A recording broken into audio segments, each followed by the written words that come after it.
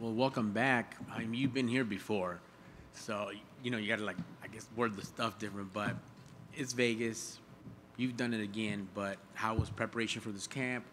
How are we feeling? What's going on? Camp was great. I mean, for me, going through training camp is like one of those things that I have to like mold myself into the fighter I want to be on fight night. So for training camp for me, it's making it as difficult as possible. If I have week after week of having great days in training camp, for me, that wasn't a good training camp. That wasn't a successful training camp. I need training camp to be as difficult as possible to prepare me emotionally, physically, mentally for what's going to happen on fight night.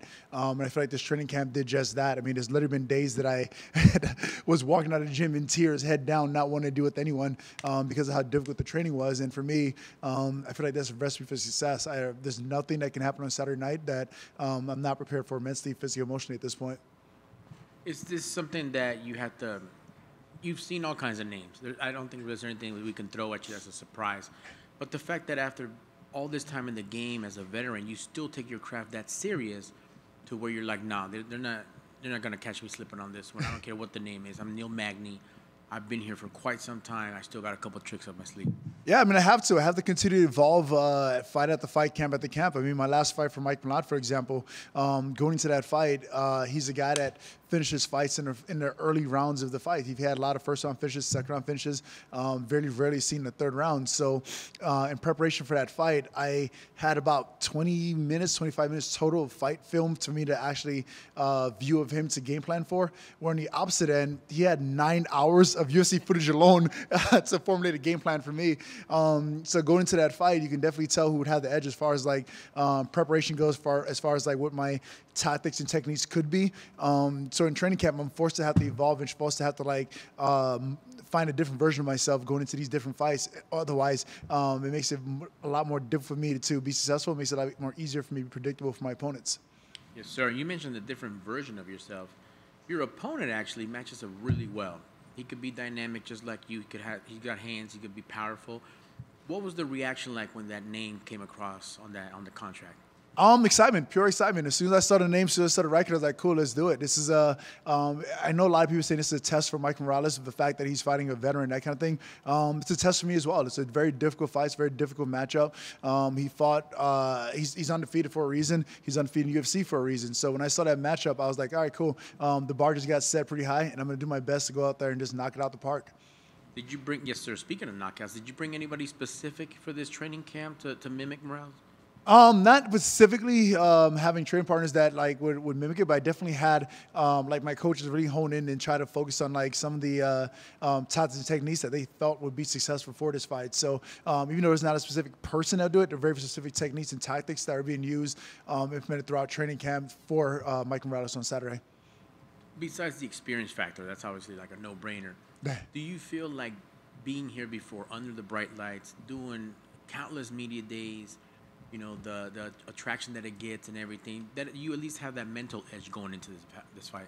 Even like when it comes to the fight, yes, every fight's be more difficult as far as like the preparation for it and that kind of thing. But like even the mental part of it as well, like that's like preparation as well. Like even like some of the questions get asked, I even asked all week, where it's like, oh, another up and comer, another this, another that. It's like it'll be easy for me to get complacent and say like, oh yeah, just another up and comer. I've faced a test before. I fought a striker before. I've seen this kind of test before. But like each individual opponent is different and have to take it very seriously. Not take a moment for granted. And with Mike Morales, I feel like I'm doing just that. I'm locked in physically, emotionally, mentally, and I feel like I'm in a great place right now to go out and get it done on Saturday. Man, I'm excited for it. And last for me, what can we expect? What new tricks up your sleeve, or just that classic Neil Magny that's going to come and bring it and make people happy, and we got to tune in 15 minutes.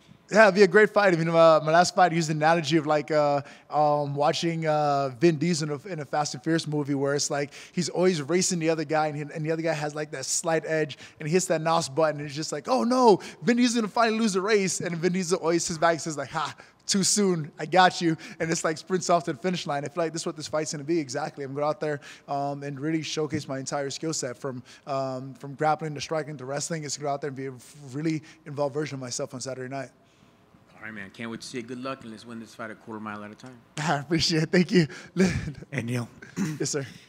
So you said that you're excited to fight Michael Morales, and then you kind of said, you're talking about like another undefeated. But when you when Sean Shelby hit you up and said, all right, you're fighting this Michael Morales, like, is there something that's like, dude, another undefeated prospect, another hot prospect that everyone is like excited to fight? Like, is there like some, I guess, some emotion, like, why, like, can I get a veteran like myself? Can I get someone else like that?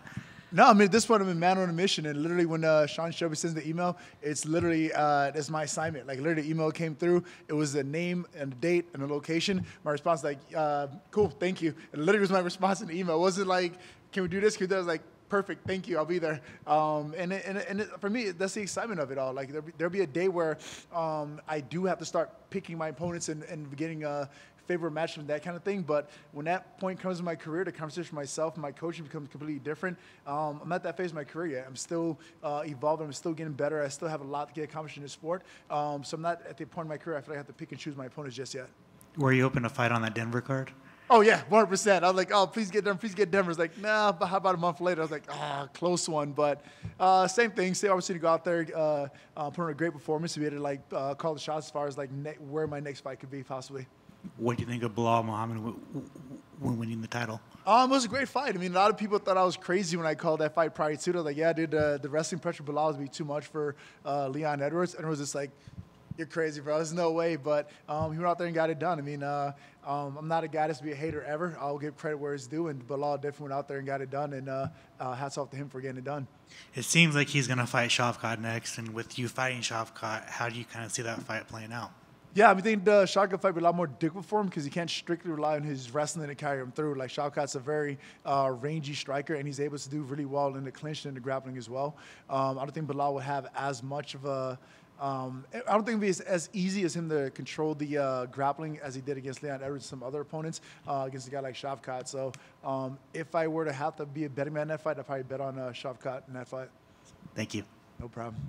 Hello, Magny. Greetings from Ecuador.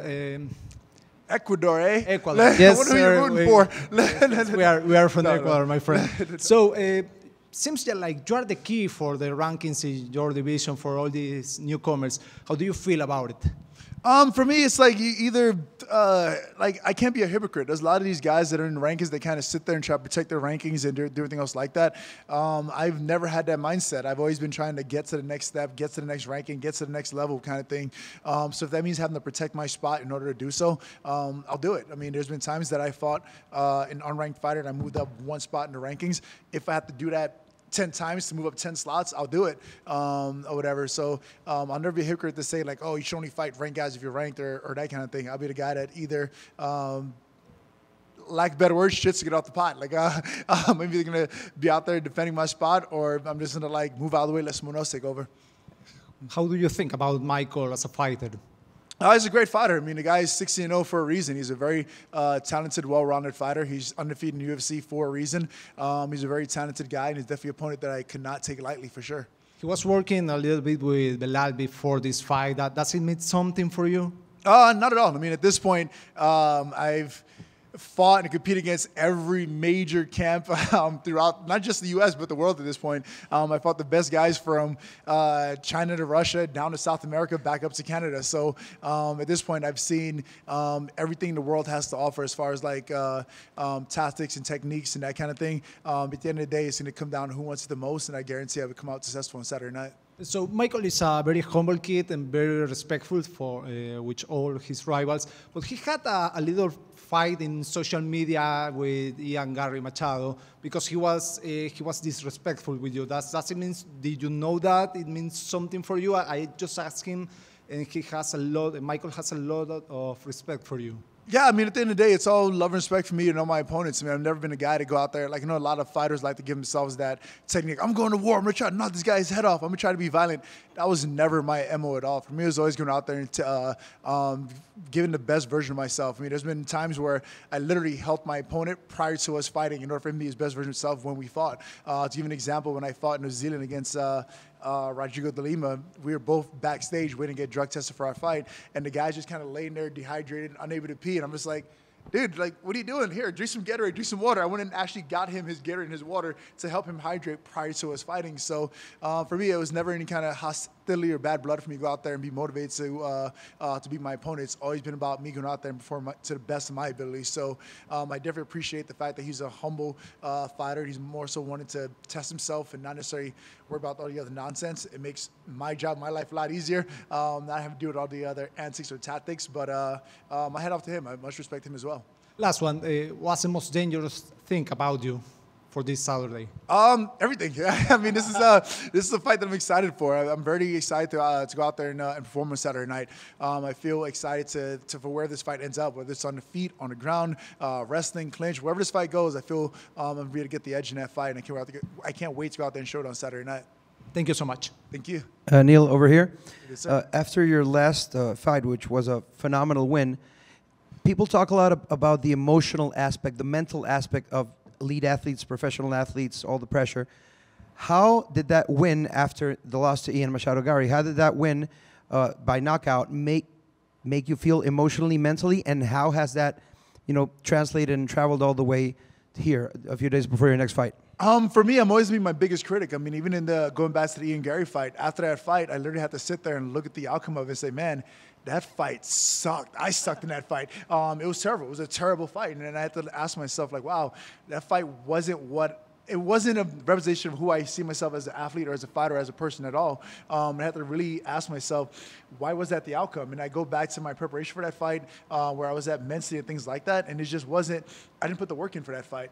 I didn't do the things that were necessary to beat the best guys in the world, and the result spoke for itself. So going to preparation for guys like Mike Morales and that kind of thing, I made it very important for me to make sure I focus on the preparation, literally put myself through the most difficult things possible to kind of ensure my success come Saturday night. You can ask my coach and training partners. There's literally been days that I'm like leaving the gym in tears because the training was that difficult, where it's just like, damn, dude, is it be okay? Like, is Neil gonna be all right this training camp? Like, what's going on? But being able to take things with a grain of salt and really assess myself and realize where that growth is going to need to take place and be coachable when it comes to what my coaches and training partners are telling me. It's what allows for that evolution to keep getting the best version of myself.